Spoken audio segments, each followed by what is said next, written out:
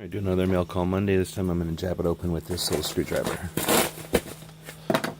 And this is another thing from Amazon. Oh, this one wasn't even in a box.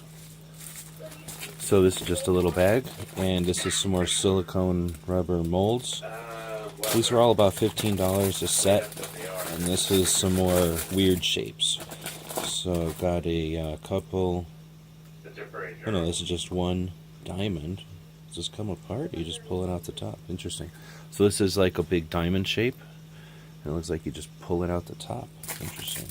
This is a pyramid. Popsicle sticks. Big deal. Another sphere. Got a lot of spheres, which I think is going to be a good idea because I'm getting the idea that it's going to take a long time to do a sphere.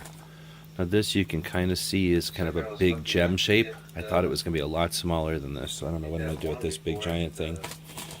Got a couple more of these beakers, which I got one of in another set, but I'm glad to have a few for mixing, so I don't have to go through so many disposable things. So looking forward to having some soft silicone beakers.